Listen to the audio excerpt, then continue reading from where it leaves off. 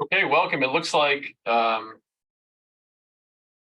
people have been admitted and we have started. So I'm Matthew Goodwin at Washington University, and here with my partner Camilo Molina.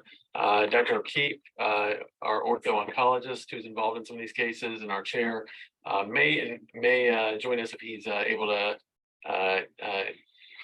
get to it, but to be determined. And we're going to talk today about, we're really just going to go through a few cases from the last month or so that we've done, 2 or 3 cases, and talk about some of the issues with spine and spinopelvic tumors. Like usual, please feel free to interrupt, ask questions, etc.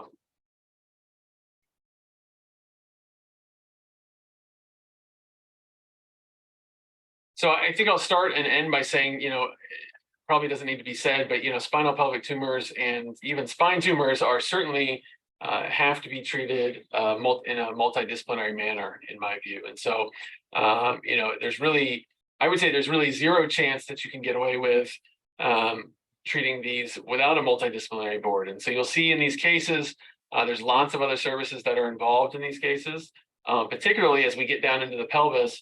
All the spinopelvic tumors we pretty much involve our ortho-oncology colleagues as well, and that's for a variety of reasons. But one is their expertise in the pelvis and with pelvic tumors. Most of us, I think, use a spine tumor board. I know here at WashU, there's several of us that are on this, and we do it weekly now because we have a lot of tumors. And even between our tumor boards every week, we're still emailing and talking and getting feedback from each other. And I think that's critical.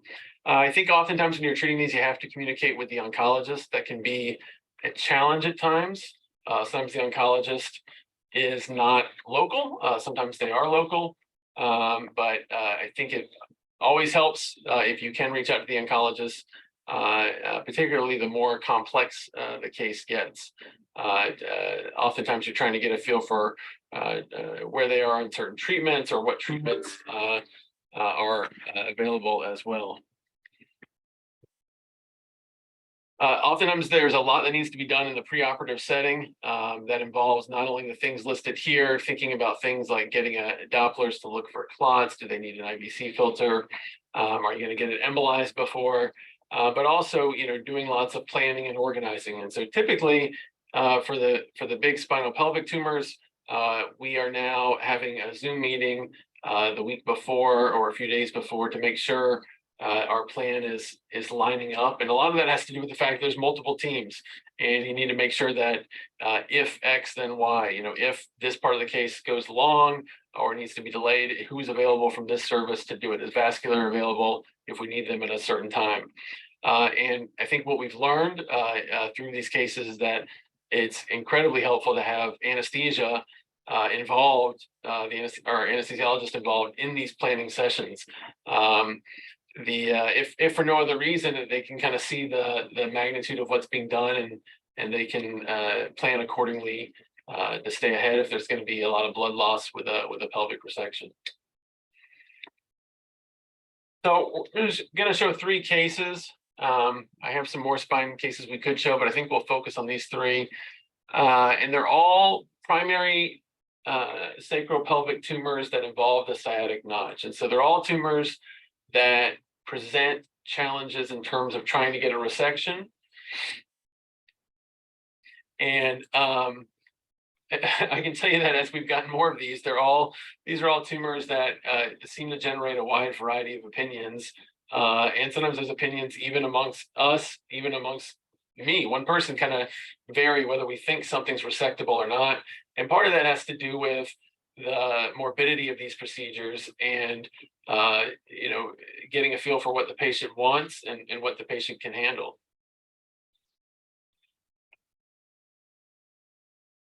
So, the thing we're kind of leading with when we talk about these is thinking about, as we go through these, what's resectable. You're going to see, at least 1 or 2 of these that when we looked at it, we kind of told the patient, whether we think it's truly unblockable or not.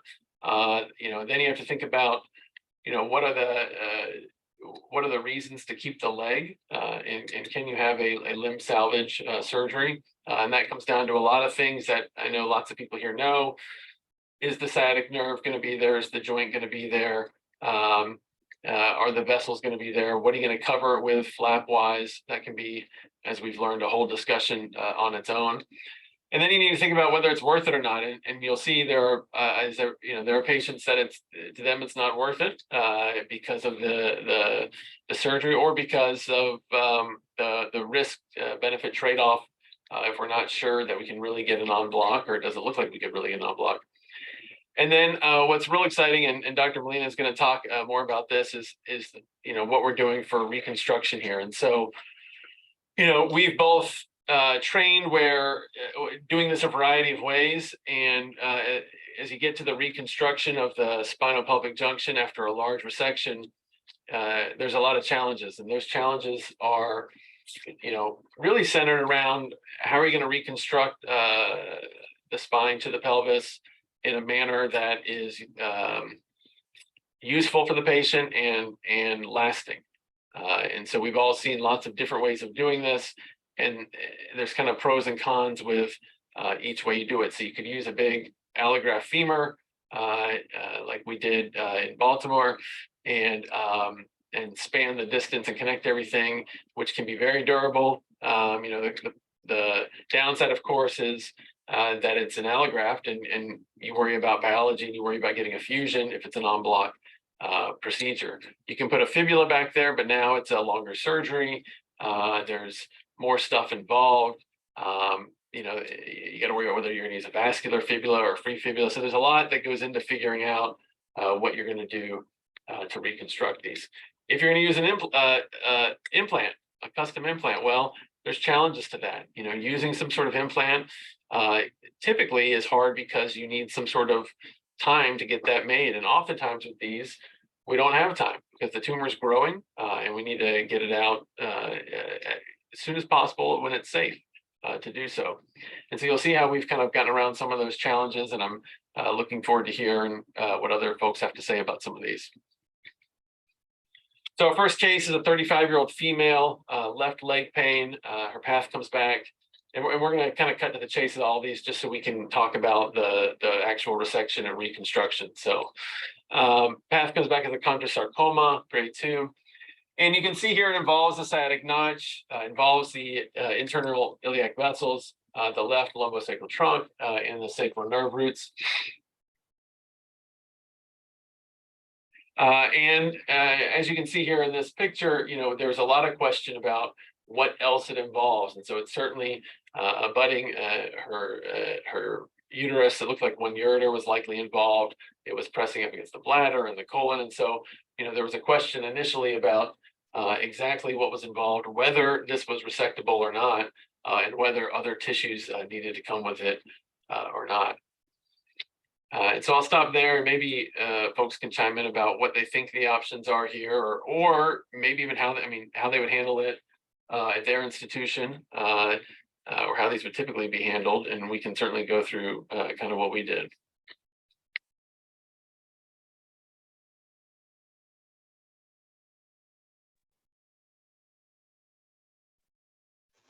Hello, Matt. Great. Thank you. This is Alexander from Switzerland. I have a couple of questions. What do you do if you have the diagnosis of involvement of colon and uterus? You send them, I guess, to OB/GYN for examination. You send them maybe for general surgery to do colonoscopy. Maybe you do explorative diagnostic laparoscopy as well to have a look inside of the abdomen to be clear what is involved or not, or do you just rely on radiology and do the approach by radiology diagnostics? That is a great question, and which came up in this case. And the truth is, I guess it's a little bit of all of that. And what I mean by that is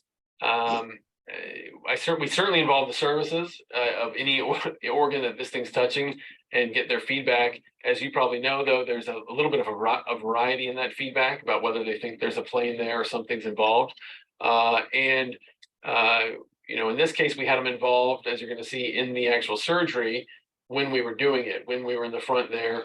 We had colorectal involved, we had vascular involved, obviously, but we also had OBGYN involved as well. Here we're lucky because we have colleagues that do big tumors a lot, I think. And so there's some understanding of the planes and the not wanting to get into tumor and spill it and how we want to handle it. Even so, I think when we do these, usually, one of us is always kind of in the room scrubbing with them, even if it's not even if they're doing whatever part of it, just because we want to make sure everyone's on the same page and knows we don't want to get into this tumor. So traditionally we're involving those services, and then we're having them in the surgery with us, unless there's something else that needs to be done. I mean, we're many times getting, ureteral stents placed before, for example, or the morning of. And then there are times when if there's, we did one recently, not this one, where bowel, it was unclear if bowel was stuck to the tumor or not, and so in that case, we were taking all the sacral nerve roots. We knew we were doing a colostomy, and so we went ahead and had colorectal come in and do it, so we could resect that part of the bowel at the same time. So I think it's a little bit of all that, but I certainly think they have to be involved. I mean, I think the last thing anyone wants is to get into one of these and, young person with a family with a primary tumor, and then all of a sudden go, oh shoot, I didn't realize it was in whatever thing you're not used to looking at. Yeah, Dr. Bishop asked whether there are neoadjuvant options available. I did the last chondrosarcoma like 10 years ago because I don't do primary now. That time there were nearly no neoadjuvant therapy. Is this a change? Do the oncologists say today, wow, let's shrink the tumor? Nothing great. I mean, we have a tremendous program here, and a lot of the kind of current trials are here, and so we're very lucky in that regard. But our oncologists who have a few trials even say they're not, it seems like there's nothing that's really moved the needle a whole lot. Now, for chondrosarcoma, they do look to see what mutations you have, and that could change what they think how you think you might respond to some therapy, but still nothing definitively curative, still considered a surgical disease by nature. Matt, I think the only thing I have to add until then, maybe to touch on both of the points of neoadjuvant and then the organs that are touched. Like you said, Matt, we get all these teams involved. We review it with the radiologist. Is it touching? Is there a plane? But I feel like we don't really know until we get in there. No matter what anybody says in the radiology image review, and there's no really good study, I think, ahead of time to show that. Because I mean, if you went intraluminal and try to see if there's lumen invasion, then you potentially could do more harm than good. So what we really prepare for is we consent those patients for a possible resection of whatever organ that is touching, and if that organ is something that can be resected. So in this case, that the tumor is very close to one of the ovaries and the uterus, so the patient was consented for a possible hysterectomy or oophorectomy, possible colonic resection, all these things. And then intraoperatively we work really hard to see if we can develop a fine plane, a virgin plane, and not have to resect those structures. But you have to be prepared for and have to make sure that the patient understands that that is a possibility in the case and the implications, and that they're okay with it. And then I think that touches a little bit, or is related to the point about neoadjuvant, because sometimes it's not just a neoadjuvant chemo. People or radiation oncologists ask about neoadjuvant radiation therapy, particularly in chordomas that are smaller, and they want to radiate them ahead of time and say, hey, maybe you guys aren't as good at getting these out in block as you think you are. And we know what the margins of the tumor will be ahead of time if we radiate it ahead of time. and that might decrease recurrence rates. And I think Matt and I are on the same page about this, that we work pretty damn hard to try to get these out on block, and in part of our ability to do that is to have good planes between the tumor and the adjacent structures. And we feel strongly that if they go ahead and do something like protons ahead of time to these lesions, especially when they're this big and close to so many structures, that we're probably really truly not going to be able to get an en-bloc resection at that point. So we don't radiate ahead of time. Yeah, that's a great point about the planes. I mean, I guess one thing I should add is that when we do our planning session for any of these, we actually involve one of our radiologists, Jack Jennings, who was going to actually be here tonight, but I guess he's running over.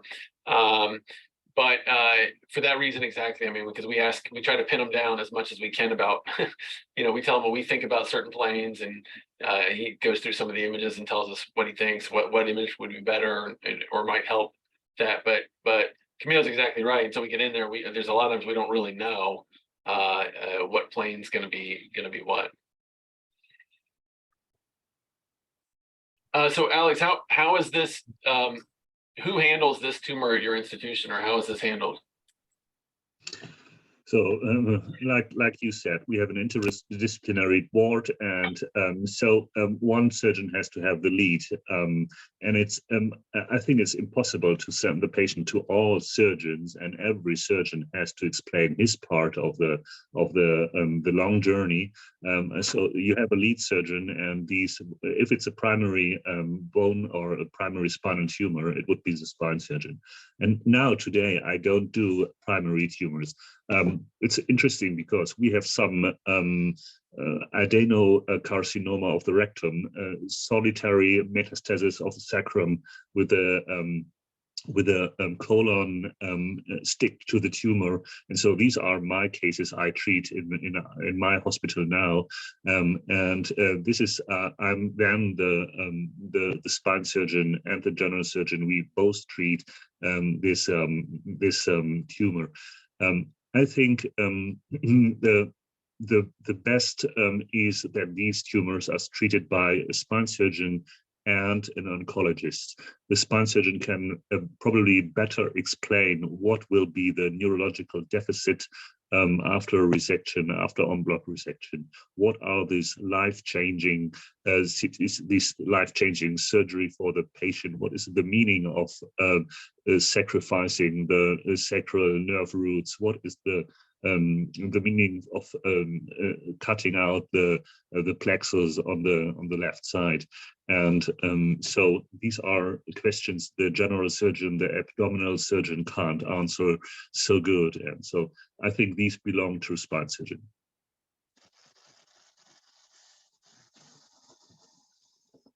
So I'll show you what we did in this case. Again, multiple teams involved here. And it was a multi-stage surgery. So the first stage was our anterior exposure. We had our flap team harvest our flap. It's interesting here are, similar to how Camilo and I do the spinal tumors, pretty much work on all of them together. Our flap team has now also kind of become a multidisciplinary team where it's a microvascular surgeon, or one of our hand surgeons who's microvascular, and a plastic surgeon, who they do all the flaps together. And it actually has made life, it's interesting how that system that we have has made it a little easier, because as there's multiple stages and multiple things that have to get done, somebody's typically always available to do that part of it. And when time's of the essence, when the two of them are working together, when the two of us are working together, that part can move much, much faster. So the vascular team did a bypass of the artery and vessel, tied off the internal iliacs that were going into the tumor. The ureter was also tied because it was involved and resected with the tumor. It was going directly into the tumor. And she also had a fallopian tube and ovary resected because they were adherent to the tumor. And that was by our OBGYN colleagues on that first day. And then, we were, like I said, we were there and looking and making sure the tumor looked okay. And we placed actually a few tiny little screws just as markers when we came back to make our cuts. Stage 2 is when we resected the hemisacrum and pelvis, attached the vascular fibula to their actually to their abdominal flap, and then did temporary fixation. And then at that point, we got a CT scan and actually had a custom implant printed to match our cuts exactly. And then stage 3, a few days later, we were back implanting that and then doing our fixation. And so, you know, for all these, I very old school, but it helps my brain wrap my head around. I'll end up cutting, just getting a saw and cutting up a sawbones where I think we want to make our cuts. And then I'll fiddle around with some hardware. I mean, here you see the metal says fibula, the white says implant. Obviously not the exact thing, but the cuts I want to be pretty exact.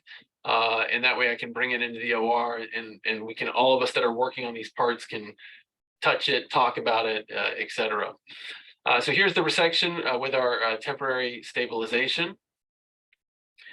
We then came back, and then here you can see the custom printed implant here. And I have a few more images, and I don't know if Camilo wants to talk about this. He's been really the lead in this kind of what's allowed us to really push the envelope in terms of what we can resect here.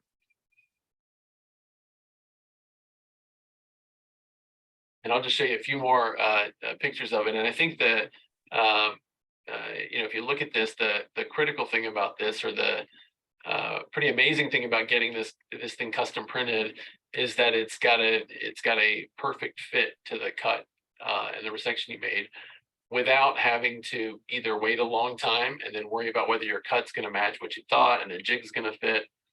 You can cut, you know, where you think it needs to be cut, and then put this in. So, you know, I'll end with that slide on this case and say, you know, well, was it worth it? Well, you know, 3 surgeries, you know, 10+ teams working on this patient. But she's a young mom. She's cancer-free now, good margins. She's ambulatory. Obviously, with the deficits of what we took, her right side's intact. Her left side obviously will need an AFO, but she does have quad function, and she has some bowel and bladder function, and again, clean margins. Wow, man, this is awesome result. I've never seen these custom implants. Looks really great. May I ask you, where did you cut the nerve roots? How did you preserve the fecal sac in the sacrum? What was your strategy there? We basically did a large, or you can go ahead, Matt. Well, I mean, yeah, we did a laminectomy at 5-1 like we always would, and then took the laminectomy down further and tied off roots 1 through 4 on that left side, and that allowed us to let's see if there's, yeah, and that allowed us room essentially all through here, where we resected this thing, and we just essentially the roots we left behind were able to be, you know, gently retracted to the side as we made our cuts through the sacrum here. Incidentally, I forgot to say, you can also see our fibula here that's been hooked up and not yet put in place. This was kind of tucked in place after they connected it.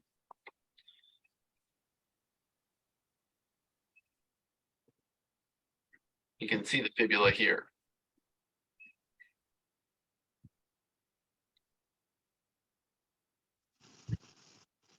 You know, I guess what I will say about this, man, and what I think the slight deviation of what we're doing here from how you and I trained is that, you know, we do these things in a kind of a oblique lateral, or AKA lazy lateral position, where we have access to the posterior, the lateral and anterior compartment of the abdomen, the lateral pelvis, and the posterior lumbopelvic junction at the same time. And that's really great in terms of, you know, having 360-degree access to all the critical adjacent anatomy in one of these tumor resections. But the downside of that is that we cannot, when you remove something like this, you do a significant destabilization and changes to the alignment of the spine. Even pre-removal, it's not natural to be positioned laterally. There's going to be a coronal bent, and there's going to be a flattening of the spine. So we cannot do the permanent fixation at the time. We can't do the permanent fusion at the time. And I guess theoretically we could position prone and then do it then. But that bought us some time. We said, why don't we put internal fixation, get the patient off the table. These are long surgeries. And then we come back when they're prone and realign them correctly with the correct load doses across the lumbopelvic junction. But more importantly, we can think of a thoughtful way of doing these constructs, because before, like Matt said, we would do these transiliac bars with the fibula, basically reconstructing the posterior column of the pelvis and the sacrum. But what we never really were able to do was transmit the biomechanical forces of the anterior column to the posterior column of the anterior column of the lumbar spine to the posterior column of the pelvis, which is the strongest part of the pelvis, right? That's kind of the function of that sacrum, that anterior S1 end plate, and then it shifts all those biomechanical forces more posteriorly, that center of axis of rotation across the sacroiliac joints and into that very strong posterior column of the pelvis. We've never really been able to do that because we just put, pedicle screws and then a lot of, connecting bars and whatnot, the traditional Galveston construct. So we thought of these custom implants not just as a neat trick, but really a way to create something that has a very unique shape that's going to fit immediately under that anterior column of the spine at L5, and then bridge and travel posteriorly to bridge and sit directly onto what remains of the pelvis, and then allow us to get through that bridge immediate fixation into the posterior column of the ilium. And that's kind of the idea behind this. And then, we partnered up with a pretty novel, innovative, small company that has an ability to basically 3D print these implants and do minimal post-printing processing so that we can turn them around within usually 72 to 96 hours. And that's including like flight time of the implant to get to us. Because if you want to do this traditionally, it can take 4 to 6 weeks to get your 3D custom implant. And by then you wouldn't want to close the patient up and come back in 4 to 6 weeks when everything is all healed in and scarred. You really have a very small window of time to do your scan, print the implant, and then get it back into the patient. And then I think the last thing that I will say about this, or maybe we can touch on this later, is that you could theoretically print the implant ahead of time if you're going to be bridging the implant into virgin surfaces that you did not cut. Like if you did only a sacrectomy, but you had intact bilateral iliac wings, you could design the implant to fit those ahead of time, because that those are not going to be cut in a unique way and the implant will fit perfectly.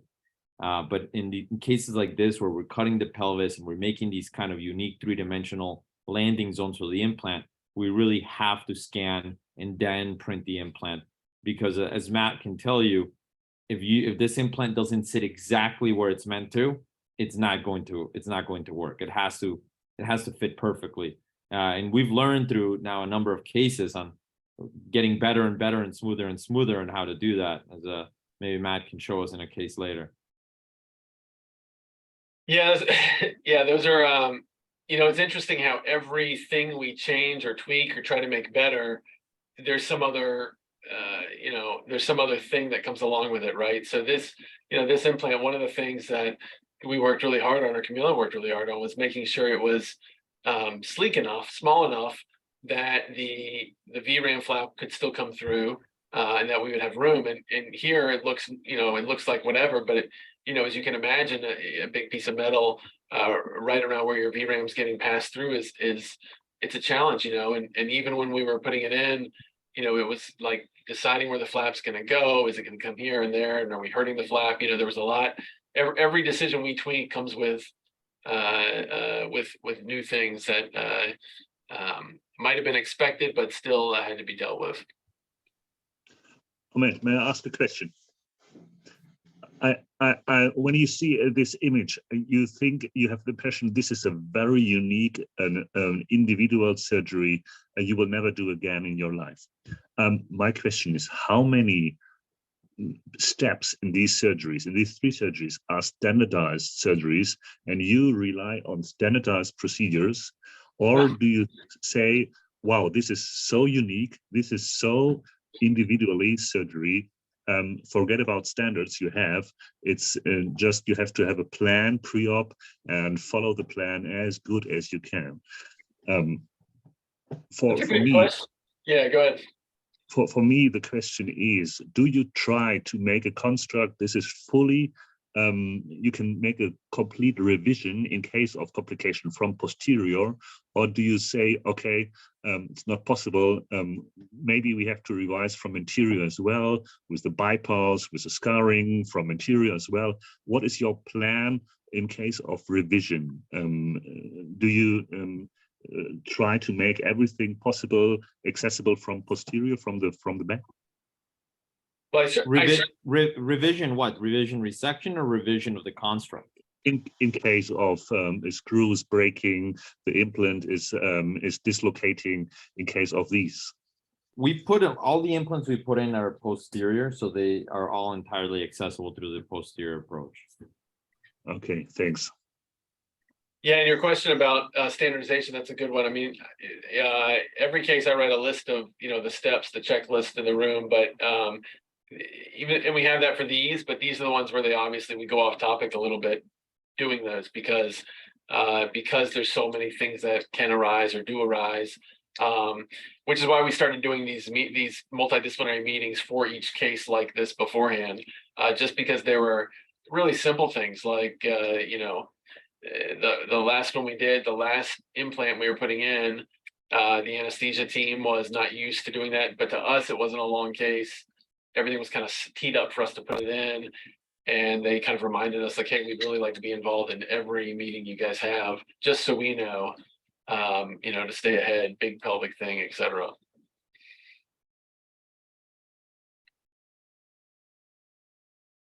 All right, here's a second one. 19-year-old female. Her path came back as osteosarcoma. You can see on the images here, it's pretty extensive. And so this is really, really pushing the limits here. It involves her whole sacrum, which you can see. Questionable about whether it involves the SI joint or not. Doesn't really look like it does. Certainly abuts it, but comes up pretty high. And so you can see that it comes up into, certainly L5 is involved.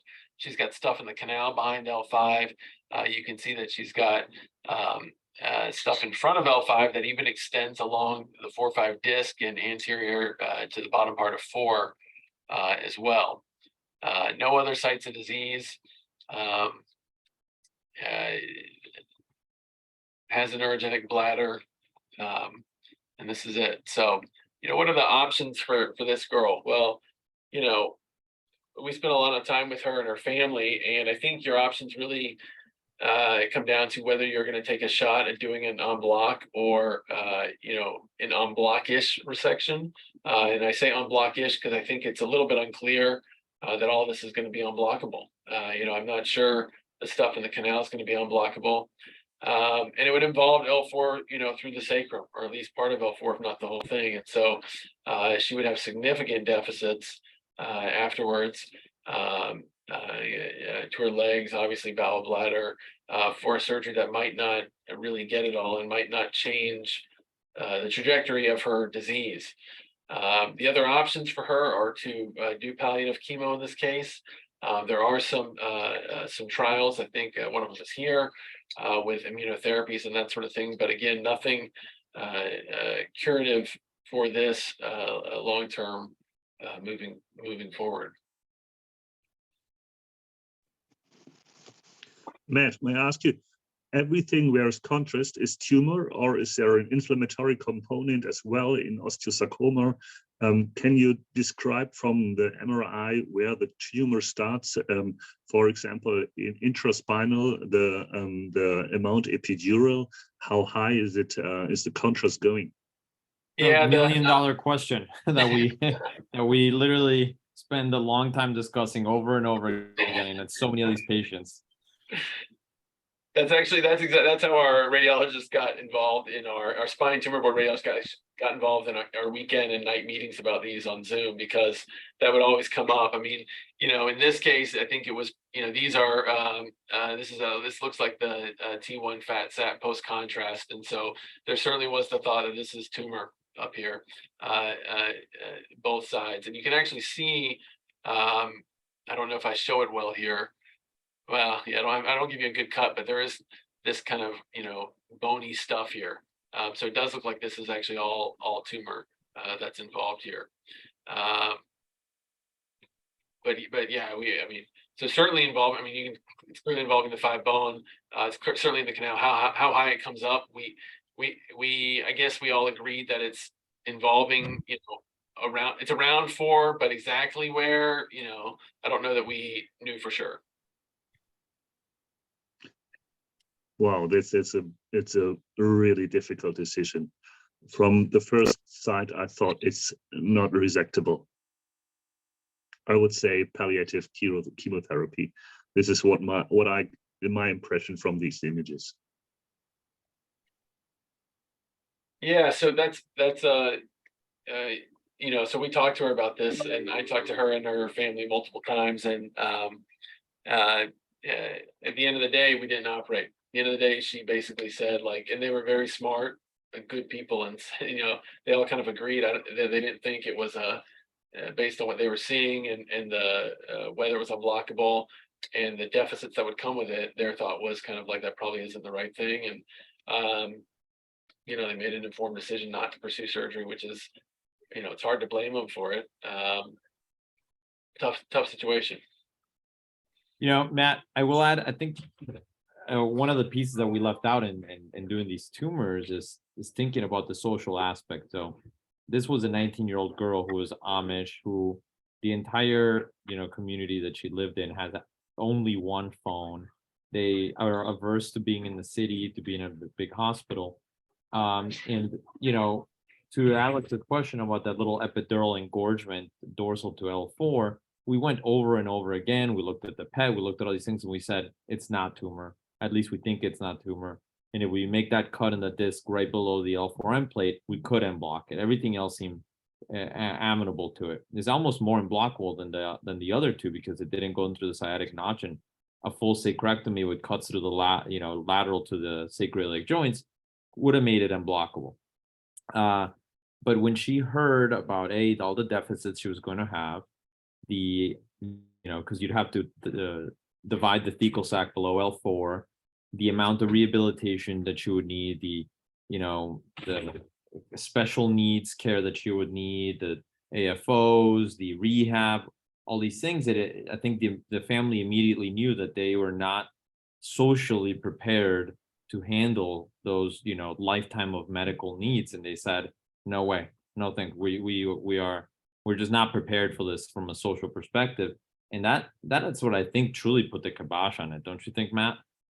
For sure. And that's such a great way to say it, because they were very insightful as patients, because they kind of said a lot of the same stuff that we had concerns about, which was, to call them, you have to set up a time and say, hey, I'm going to call at 5 on Sunday. Can you be at the phone?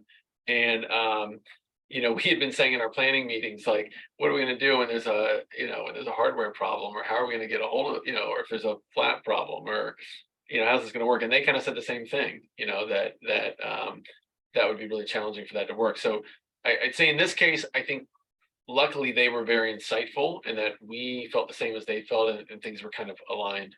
But that's a great point.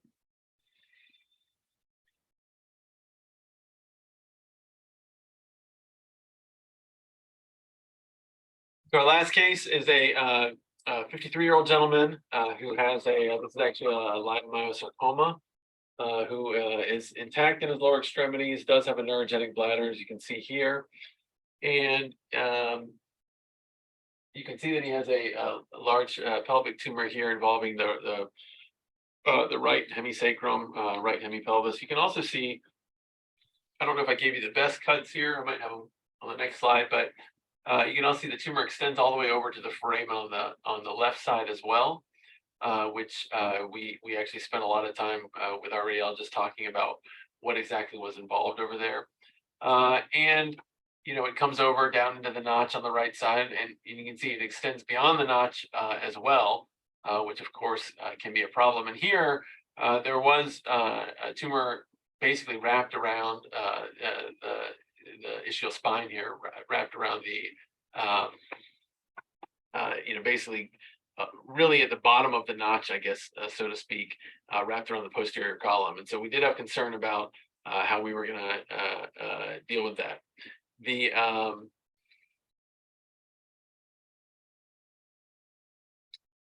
So again, another challenging tumor. I don't know if anyone wants to say anything before I show you what we did, or maybe I can just move through and we can talk about it afterwards.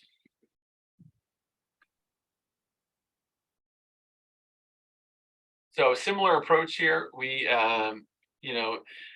staged approach, stage 1A and 1B, I'll explain that. But, first stage ureter stents, did the same anterolateral exposure, flap harvest in the front, ligated the internal iliac vessels again, performed our discectomy while we were looking at it in the front. And then from the back in that position, tied off the fecal sac at 5-1. And as we had done this and had everything set up to do our cuts through the pelvis and the sacrum, we had a power failure in the OR and switched to backup generators and something with a breaker and a machine. And long story short is they couldn't use the machine that was warming the blood and was transfusing at a certain rate off the generator. And so we were worried about the patient being coagulopathic at that time and not being able to keep up. And so before we made cuts that we know are cuts that put people at risk for blood loss, et cetera, we decided to stop there. We made a decision to stop there and then come back for stage 1B, which was come back and actually do the cuts through the pelvis. At that point, when we took the tumor out, there was a lot of adhesion between the bowel and the sacrum and the tumor, and so we did have them do the colostomy at that point with some bowel resection, and then again we didn't do temporary fixation here because they did the colostomy at that point and concerns for contamination of hardware. But at that point, we then so we left it unfixed after the resection, and then came back for our stage 2, which was again posterior L3 to the pelvis with the implant, and they did a free latissimus flap at that point and closed. Again, try to kind of visualize the cuts, make the cuts. I just have the nails in here because one of the ways we make the cuts is we'll sometimes start the cut and put in markers so we know exactly where we're cutting and just spin an O-arm. It's actually really, really quick, and it lets you navigate kind of these goofy areas without having to try to set up nav or do anything else like that. It's pretty straightforward actually. And everyone has, the pelvis is in the room and we all can touch and feel it. And afterwards you can, see exactly where your cuts were. And, it's actually pretty straightforward. So that's what we did. Yeah, in this Matt, and not to interrupt you, to be clear, we're not navigating these cuts. Correct. I think you mean to say that it allows us to see where we were, in what direction our cuts are starting, and to see if we need to adjust the direction of the osteotome or the bone scalpel or what have you. Mostly, I think in this case, they were all dead on except the one going through the posterior column in close acetabular. We're like, we got to re-angle that a little bit because we don't like in the direction that it's going. So it kind of tells you the direction that your osteotome is going as you're going to complete these cuts from one side to the other. Correct. And at this point, we've kind of gone over the imaging so much and that we kind of, but we know where we are and where we're going. And it's an added check. You can put these pins in and say, okay, are we all agreeing where we are, where we think we are? We're not going to go into the joint of the tumor. We're going to get the exact cut we want. But yeah, these are all freehand with the bone scalpel. That's exactly right. And I think the reason, it's not that we have anything against navigation, but if you really think about it in this case, I don't know how we could get accurate navigation because we have at these points, we've entirely disarticulated the spine and the pelvis from itself. So whether you put the fixation clamp on the lumbar spine, it's not going to be accurate to the pelvis. There's no real good way to anchor into one of the PSISs because the navigation is going to be off just with the position of the patient and the cuts we start to make that are so destabilizing to the pelvis. So, and I feel like it comes up every time. Should we navigate the cuts? But then, we realize that although it's a nice idea, it's not sound in practice, and it could probably be misleading. Camilo, may I ask you, how do you control bleeding from the bone when you cut it? What is your trick to reduce major blood loss? Because everybody who has cut through the ileum and the acetabular region knows these emissary veins. They can cause a lot of bleeding. Do you have I think a tip for us? We don't, we expect there to be a significant amount of bleeding during this.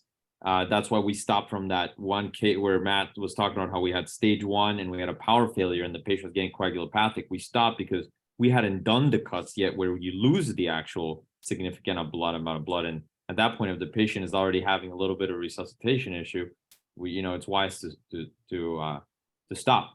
But to your point, the way we try to minimize it, and it's not perfect. It's not like it's super dry, but it's manageable, is we use the bone scalpel. The bone scalpel is, not only is a very controlled, osteotome, but one of my favorite things about it, this, ultrasonic bone cutters, is that they coagulate the bone as you're cutting. So, it's not going to be completely dry, but it's significantly drier than if you just take an osteotome to do the whole thing. Now, what I will say is that we have to finish the cuts usually with an osteotome anyway, because the bone scalpel is often not deep enough to make these cuts. So we do get a little bit of bleeding, and what we do is, work together, Matt and I, whoever has the instrument and is cutting, the other person usually has a hemasorb. It's like bone wax, but it gets resorbed and it's not anti-fusion on their finger, and it's just basically stuffing every bone surface that you can see with the hemasorb, and that's significantly hemostatic. I will say that, when I trained to do these, some of the people who used to do them, we used to do these cuts with a large coarse diamond drill bit, and those drill bits were pretty dry on the bone. But they were also, you needed a lot of patience to get through a cut this big with the diamond burr. So, we've kind of, the best of both worlds maybe is the speed of the bone scalpel. But the trade-off is you can't fully get through the bone with it, and then you have to finish it with the osteotome that does give you a little bit more bleeding, and you just have to move quick and tampen out that bone behind you. Can anybody do another procedure while you're cutting the bone? Is this some kind of parallel steps possible, or is it step by step? While you are cutting the bone, there's no other procedure possible at the same time? When we are cutting the bone, Matt and I basically want everything else to be on pause, because that is arguably the most important thing. At this point, we've put the patient through something that is so morbid, these huge exposures, bypass of the vessel, maybe the oophorectomy, whatever, like all these things that get you to this point. It's already so morbid that if you make those cuts wrong and you breach the tumor, it would feel, tremendously disappointing. So that to us is arguably one of the most critical parts of the procedures. If you go too deep, you can injure a critical structure in the abdomen, or B, breach into the tumor, and C, if you don't, then the bone is now loose. Then you have to kind of move quickly to deliver that.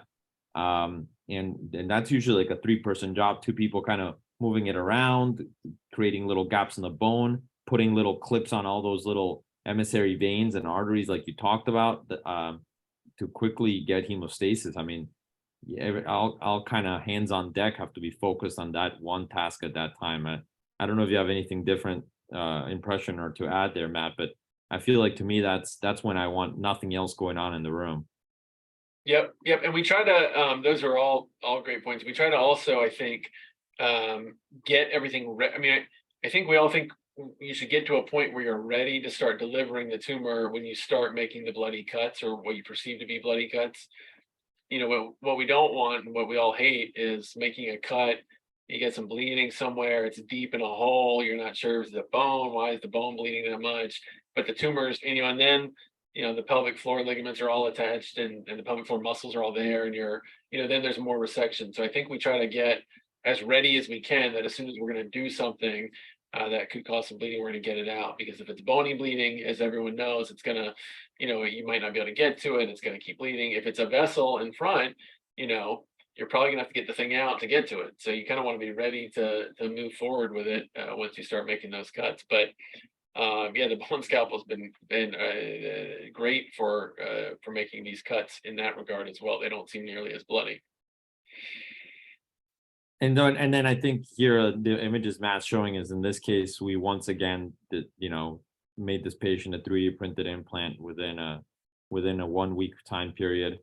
In this case, the implant had to bridge the anterior column, so sit under the L5 inferior end plate, and then transmit those biomechanical forces posteriorly on the left side to the remaining iliac wing and sacrum, and on the right side where we did the resection to what remained of the posterior column of the ilium. It's hard to appreciate here, but there's 4 screws going directly into the vertebral body of L5. Those are 30 millimeter screws. And then there on the left side, there's 3 iliac bolts anchoring the implant. On the right side, there is a iliac bolt, and then a kind of a custom trajectory screw that anchors the implant directly into the ilium. And then the rods are then connected to those screws. Uniquely, the rod on that right side actually passes underneath the implant to curve around in a lordotic fashion to capture that posterior column screw. And then, we spin the CT intraoperative O-arm afterwards just to ensure that the implant is fitting as designed. And you can see here, these implants can only go in one way. They're a little challenging to get them in because they have to fit perfectly. But if you get them right, I mean, you can see the way that this thing fits the perfect shape of the L5 inferior end plate, and then the surfaces of the ilium bilaterally that remain. I mean, it's like it fits like a glove.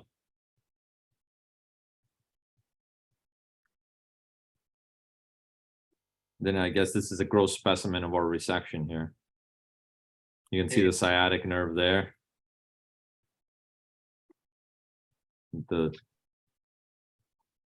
Here's a little more of that. I don't know if you want to keep talking about it, but here, if you want to. Yeah, so I guess this is, can you point caudal so that people can get oriented? Yep. So caudal's down here and caudal here as well. That's right. Yep. On the left, the way that we put these in, we basically, in this case, we made the implant, but then we made the lateral pieces of the implant separate, so that we took the left side and the right side and saw where the implant was going to fit perfectly onto the bone surface, whether it's the right or the left side of the pelvis. And then we use that part of the implant to drill screw guides. And then we left K-wires in there. And then we brought the implant and then put the large part of the implant and passed them through the K-wires. And that allowed that implant to guide itself perfectly into the correct alignment. And then we gradually drove each screw in a little bit at a time. And you could see how the implant basically reduced the pelvis into the correct alignment, because it had become a little bit derotated coronally and axially because of the instability we had created iatrogenically. And the implant, by driving all those screws in serially and simultaneously, reduced it into place. And then it had a dovetail mechanism that when we slid in the attachment that engaged the L5 inferior end plate.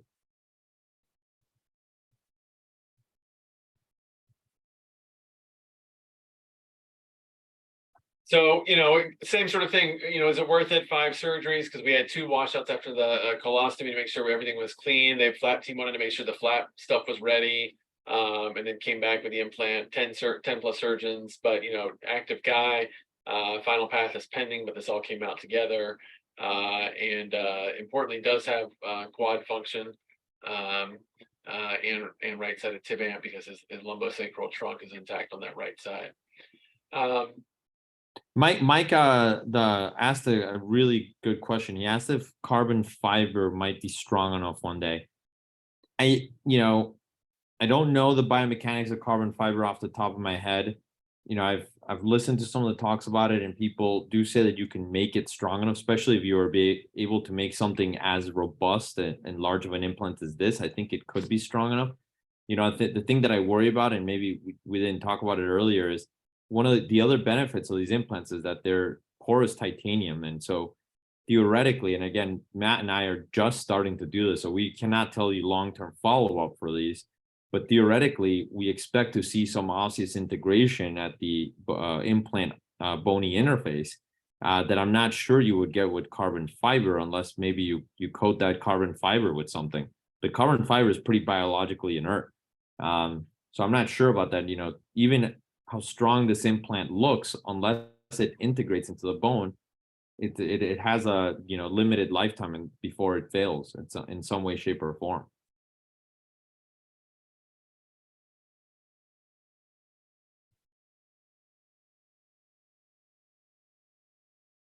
So overall, obviously these are difficult. They require several teams, extensive planning, and lots of, like shown here, discussions with the families about what's to be expected and,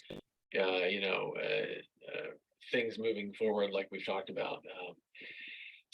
But I think these are incredibly exciting. I think, we've been lucky or fortunate that we have such great resources here. We're able to push the envelope a little bit. Because these are big surgeries and because we have a great team, and Camilo has led the charge with these custom implants, which getting these in a day or two is pretty remarkable. And I'll tell you, as somebody who was a little bit skeptical about the ability to fit these, the fit's nice. The fit's nice, and in this case, it allowed us to put the pelvis together, right? Because it was kind of totally apart, and it kind of just pulled it into the right spot. And with little footprints that fit exactly to what our cut was, which was made it a lot easier. So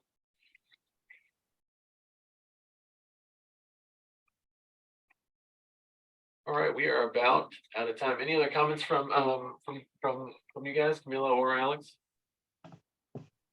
Camilo, Matt, I'm very impressed. This is the cases you have shown. The two operated cases are showing great results, and I think despite that you have to be a skilled surgeon, I think there is also a role to be friends, surgeon friends, and like brothers in the OR, isn't it? This is what is the value of being a good team? Can you just last comment? Oh yeah, there's no surgery without these. I mean, it's amazing. I mean, it's it's amazing. I feel very fortunate that we have the setup we do here, and it's like I said, everything's interesting because the more we do parts of this as a team, and the more we're all part of a team, the easier it all seems to get, from planning to the surgery to even Camilo and I do so many tumors now, even at just the surgery itself, even when they're not this extensive, just the ability to work together, work fast, know what the other one's doing. It's phenomenal. Yeah, I mean, Matt, I would say, you and I trained together and we have a lot of the same preferences. So I think that was a natural synergy, and we think about tumors the same way because, the people who were very influential in our tumor resection concepts we shared. And so that, I think that was easy, but what I've really enjoyed is the other people that we've brought onto the team that are now, the common, like, we always work with the same plastic recon team. We always work with one or two orthopedic oncologists. We always work with the same radiologist to review the images, and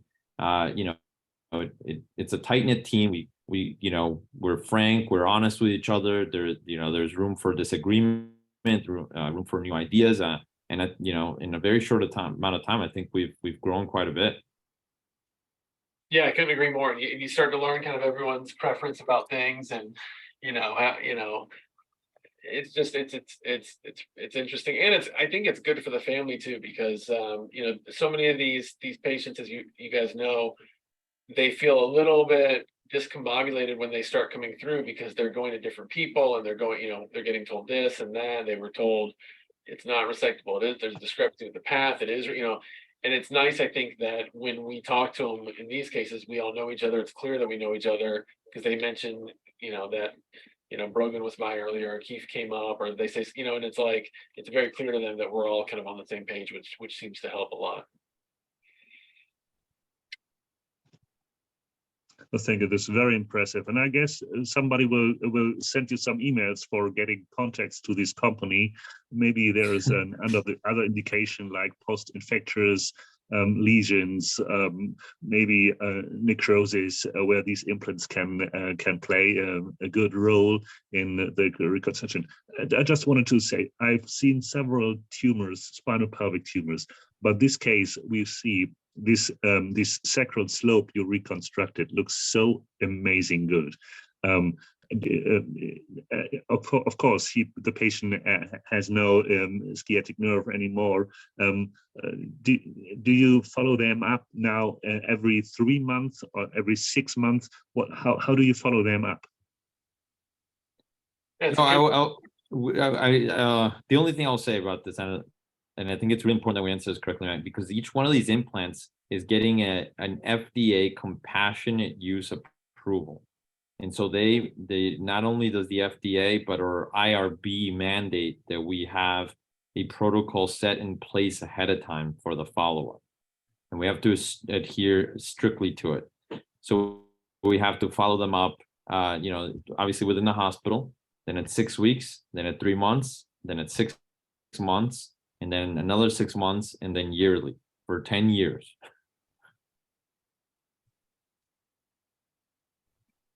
And the nice thing about reconstructing the spinopelvic parameters is that the thing's made for that. So it's the footprint. There's not a lot of guessing about when you have the footprint there, what it's going to recreate. You know what it's going to recreate, which makes it nice.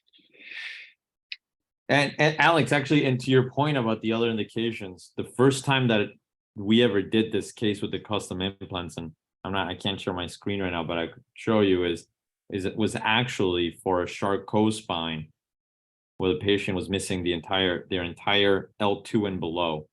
They had no sacrum, no L3, no L4, no L5, and we 3D printed them at lumbar spine and sacrum, and that was the first one. That's the longest follow-up we have on it is 6 months, and that's kind of where we said, you know what, I think we can do this for tumors. So it didn't start with tumors. It started off exactly what you said. Neuropathic joint. I'm that old. I've seen lots of reconstruction with cement and hope of grafting around the cement. And I think this integration of these titanium implants can be really a game changer. Yeah. All right. Well, guys and gals, thank you everyone for joining and for the questions. And I think we're probably a little bit over tonight. So look forward to seeing everyone next week.